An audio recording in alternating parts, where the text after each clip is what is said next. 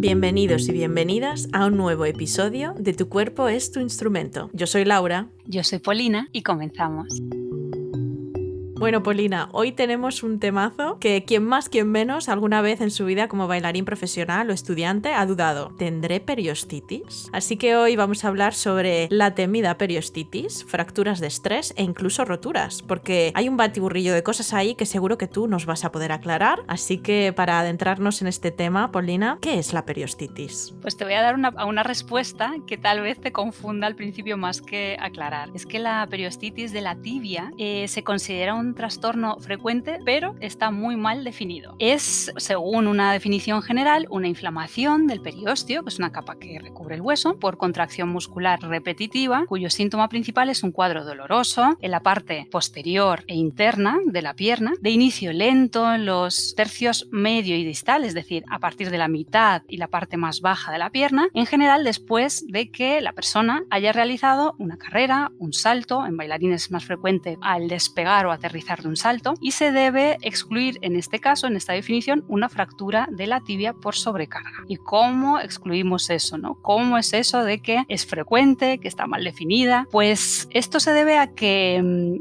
la periostitis se suele diagnosticar en exceso porque se confunde con otros dolores que se pueden dar en la pierna, y son muchos. En la consulta, apenas 2 de cada 10 personas que acuden por dolores en la pierna de tipo, entre comillas, periostitis, la tienen realmente, y es una buena noticia. Por otro lado, también hay confusión con su clasificación. Por ejemplo, en España, también en Francia, se habla de periostitis, pero creo que en el resto del mundo se suele hablar del síndrome de estrés en la región interna de la tibia. Entonces, lo que ocurre es que no son términos sinónimos, sino que la periostitis quedaría englobada dentro de las posibles causas de este síndrome. Pero, para resumir, podríamos decir que es eso, una inflamación del periósteo, y quedaros con eso, que se da el dolor, que produce dolor en la parte posterior e interna de vuestra pierna. Vale, y nos acabas de comentar que se confunde habitualmente la periostitis con otras lesiones. ¿Con qué lesiones se suele confundir? Por lo general, la gente confunde la periostitis de la tibia con irritación de los músculos, por ejemplo, los que extienden el tobillo, es decir, los que hacen flex, también con dolor de los nervios de las piernas o con dolor en el músculo tibial anterior, a veces también de los extensores de los dedos o incluso del tibial posterior,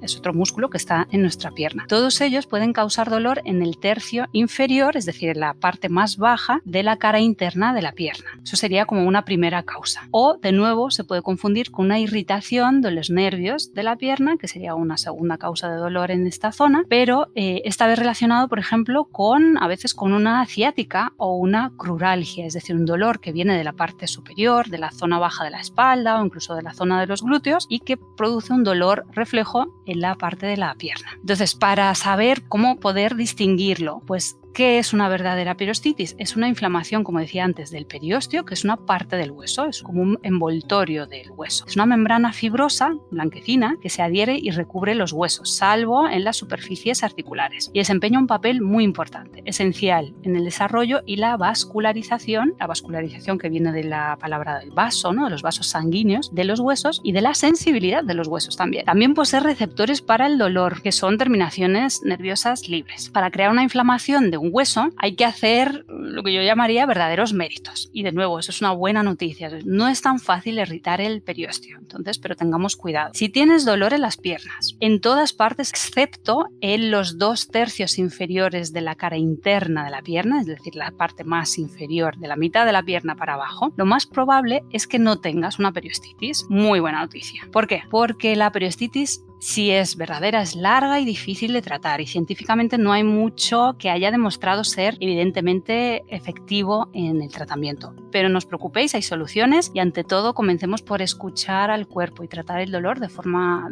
correcta. ¿Y cómo suele ocurrir la periostitis generalmente? ¿Cuál suele ser la historia? Pues imaginemos, cojamos, por ejemplo, a una bailarina joven que puede estar o no en periodo de crecimiento y empieza después de las clases a sentir un poco de molestia en los músculos al hacer el movimiento de flex, ¿no? La dorsiflexión, que se llama, o al despegar o al aterrizar en los saltos. En ese momento tiene un problema sencillo, una sobrecarga muscular o una tendinitis que se podría tratar fácilmente. ¿Qué suele ocurrir, sin embargo? Ella continúa con sus clases, continúa con los ensayos y poco después también se le irritan los músculos peroneos, es decir, los músculos de la parte de fuera de la pierna. De nuevo, cosa que suele ser frecuente, sigue siendo un problema simple, que también podría tratarse como una tendinitis, pero sin tratamiento le causa dolor ya no solo en las clases y en los ensayos, sino también al caminar. Más adelante, lo que pasaría es que a lo anterior se añade una irritación de los nervios. En esta situación, unos ejercicios que se llaman neurodinámicos, por ejemplo, podrían ayudar rápidamente, pero como nuestra joven bailarina no hace caso a su dolor o no hace los ejercicios, ahora además de tener dolor al caminar o en clase, también tiene dolor por la noche, pero también en reposo. Simplemente si se sienta, pone las piernas un poquito en alto y cree que así se le va a aliviar, esto no le ayuda. Si sigue aguantando sus dolores, se establece un patrón de dolor que llamamos completo, es decir, un patrón de dolor que además ya conduce a un daño del tejido que ya es real, que ya es visible, además si se hace una prueba de imagen. Y en este punto se puede desencadenar una verdadera periostitis. Ya veis que es un proceso largo y sobre todo llegamos a este estadio final cuando ignoramos o intentamos acallar los síntomas, las señales que nos lanza el cuerpo. La evolución suele ser, por ejemplo, en cuanto al dolor, según en qué fase estemos, de media, si estamos en esa fase inicial de tendinitis, puede durar de 3 días, fijaros, a 3 meses. Si es ya una irritación de los nervios, lo que hemos alcanzado, podemos pasar de varios minutos a 1 año y medio de dolor. Y si ya seguimos ignorando los síntomas, no ponemos ningún remedio, no hacemos nada por mejorar el estado, no cambiamos nada en nuestra rutina, podríamos llegar a la rotura del músculo tibial anterior, en algunos casos una fractura y en combinación con la periostitis. Y de nuevo aquí pasaríamos de una duración del dolor que podría ir desde los 3 meses hasta los 3 años. Entonces no os quiero asustar, lo que sí quiero recalcar es que no importa qué etiqueta le pongamos al dolor, pero sí importa que escuchemos al cuerpo. En cada una de las etapas la evolución podría ser muy favorable y rápida. Al contrario, si perseveramos como si nada, perseveramos en el mal sentido, vamos a complicar las cosas y a tener una lesión de muy larga duración. Y Polina, una de las causas que se me vienen así a la cabeza a voz de pronto es trabajar en un suelo duro, por ejemplo. Pero ¿qué otras causas pueden ser favorables para la temida periostitis? Hay bastantes. Las más frecuentes en las clases o en el trabajo ya sobre el escenario suelen ser, primero, el trabajo con el peso colocado demasiado hacia atrás o también a veces excesivamente hacia adelante, es decir, fuera del eje o fuera de la verticalidad. También forzar el andeor puede ser una de las causas. Otro factor frecuente es el incremento repentino de la intensidad. Puede ser la intensidad de las clases, puede ser en el número de horas y especialmente de la intensidad de los saltos y el trabajo con puntas, sobre todo si no se apoyan los talones correctamente al aterrizar de los saltos y más durante las etapas de crecimiento. Más factores pueden ser, por ejemplo, la hiperextensión de las rodillas, una hiperextensión que, es un tema que yo creo que deberíamos tratar más profundamente en otra ocasión, pero que altera completamente la forma de activar el resto de la musculatura de las piernas y también la alineación general. También la debilidad de la parte anterior del pie, los músculos del andeor, como os decía antes, un andeor forzado o mal mantenido por la parte muscular sería un factor predisponente a la periostitis, debilidad en la musculatura del tronco y la hiperlordosis, ¿no? Cuando la curva que tenemos en la parte posterior de la espalda, en la parte baja de la espalda, se acentúa. Y también, por ejemplo, un suelo duro, como has mencionado tú antes, y un escenario inclinado. Vaya, lo del escenario inclinado me ha sorprendido. Se me ocurre, ¿existe algún estudio sobre si antiguamente, al haber más escenarios inclinados, abundaba más este tipo de lesión? Es una buena pregunta, aunque hay bastantes estudios sobre el tema de los escenarios inclinados, sobre cómo afectan o influyen en las lesiones de los bailarines. En ellos no hacen referencia expresamente a la incidencia de periostitis, a la frecuencia con que ocurre, ¿no?, una periostitis hace años en comparación con lo que os sucede ahora o en función de como una comparativa entre bailar sobre escenario inclinado o o no, sí coinciden todos estos estudios en que, no en sus conclusiones, pero que sí puede ocurrir que las variables biomecánicas que se relacionan con un mayor riesgo de lesión en bailarines aumentan con la inclinación del suelo. Por ejemplo, aumenta el valgo de la rodilla. El valgo es cuando la rodilla se desvía, ¿no? La alineación de la rodilla hacia la línea media del cuerpo, como si, imaginaros que la forma de X, ¿verdad? Que